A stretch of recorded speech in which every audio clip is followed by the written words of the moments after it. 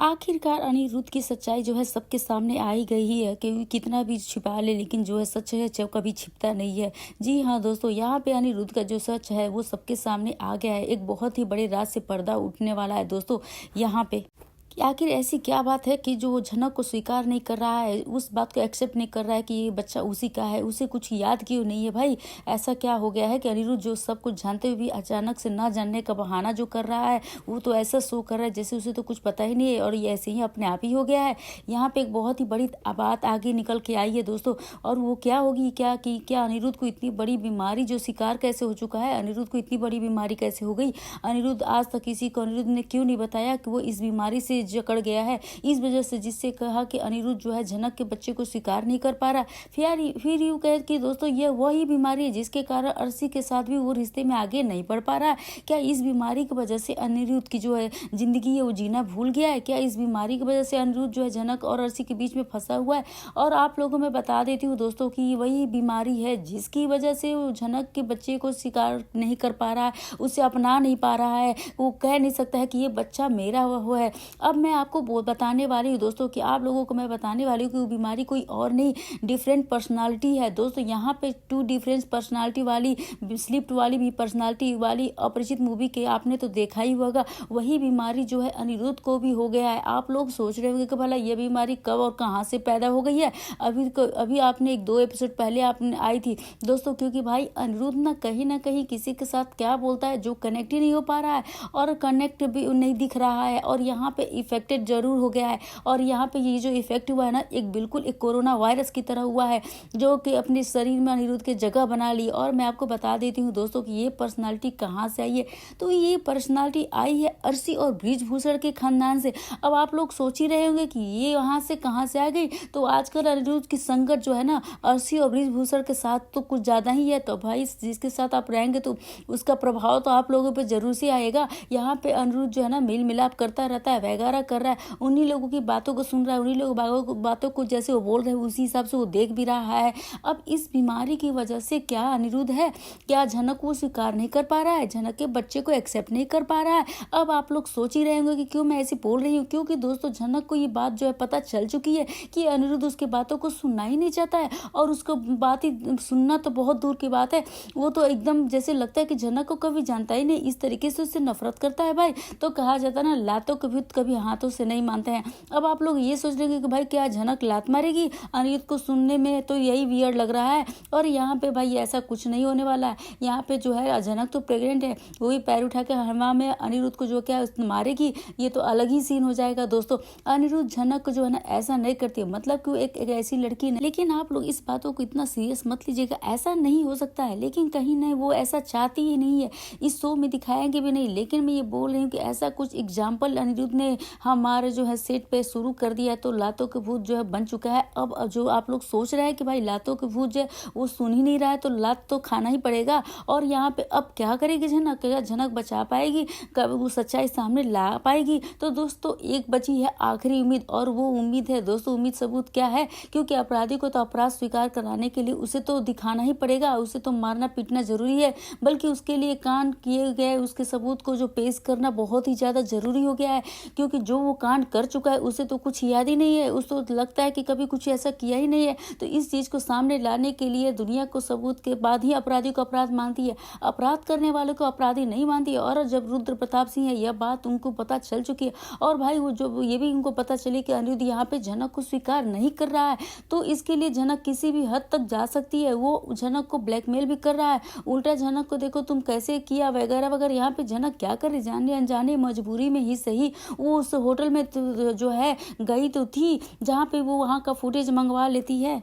बेशक दोस्तों होटल के कमरे में फुटेज नहीं रहेगा, लेकिन अनिरुद्ध कितनी बार ना कमरे में आया है, कब गया है, कितनी देर के लिए गया, ये सब चीजें तो सीसीटीवी फुटेज में तो दिख सकती है ना। और इसलिए अब झनक के बाद अब कोई और मौका बचा ही नहीं है भाई, उसके पास कोई और रास्ता बचा ही नहीं है। अनिरुद्ध जो है ना उसके लिए तो कोई और रास्ता छोड़ा ही नहीं है। अब बच्चा जो है सूत्रों को अपडेट से खबर मिली कि उसके मुताबिक मैं आपको बता रही हूँ दोस्तों कि झनक जो है वो सबूत पेश करेगी अनिरुद्ध के खिलाफ। देखो दोस्तों अब ना आजकल झनक की जिंदगी में ना सीसीटीवी फुटेज के कुछ ज्यादा ही अहम रोल माहौल हो गया है। वो लगता है कि रियल लाइफ के साथ साथ उसके साथ सीसीटीवी फुटेज भी साथ साथ चलना चाहिए। यहाँ पे डांस रियलिटी शो में भी सीसीटीवी फुटेज की वजह से ही झनक को जो है वहाँ पे इंसाफ मिला था।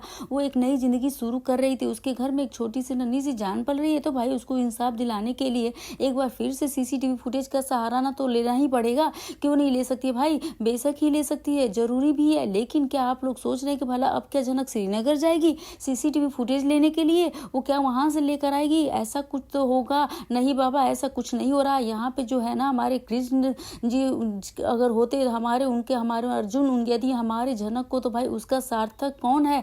उनका सार्थक बनेंगे आदित्य कपूर। और आदित्य कपूर ने ये बोला भी था झनक कि तुम्हें कभी भी ऐसा लगे कि मेरी तुम्हारी जरूरत है मुझे, तो हमेशा मैं तुम्हारे लिए खड़ा रहूंगा, मैं तुम्हारी मदद के लिए हमेशा आगे रहूंगा। और अब जो है आदित्य कपूर इस बात का उनको पता भर चली ही गई है भाई कि झनक को अब अनिरुद्ध जो है स्वीकार नहीं कर रहा है। जो उसने झनक उसके बाप बच्चे होने के लिए ठुकरा दिया, बेचारी झनक तो पूरी तरीके से अकेले पड़ गई है। अब तो यही मौका है भाई, जाकर मैं झनक को पकड़ लेता हूँ। भाई देखो इस तरीके से बोल रही हूँ क्योंकि, लेकिन अनिरुद्ध ऐसा नहीं बोलेगा ना, तो अनिरुद्ध की जो बात है वो समझ में नहीं आएगी। झनक का इस दुनिया में कोई नहीं है, झनक को तो अनिरुद्ध ने ठुकरा ही दिया, घर वालों ने भी बुरा भला बना दिया उसको, बचा ही कौन उसके लिए भाई। तो यहाँ पे जो है आदित्य कपूर साहब जो है ना, हमारे आदित्य कपूर साहब वही आएंगे झनक के पास और झनक को ये बोलेंगे कि चलो झनक मैं हूं ना तुम्हारे लिए। और शाहरुख खान के अंदाज में भले ही ना बोले, लेकिन भाई ये तो बोलेंगे ही ना कि मैं तुम्हारे साथ हूं और मैं इस बच्चे को पालूंगा। और दोस्तों इसलिए बता रही हूँ कि यहाँ पे जो आदित्य कपूर की भी एंट्री होने वाली है। आदित्य कपूर को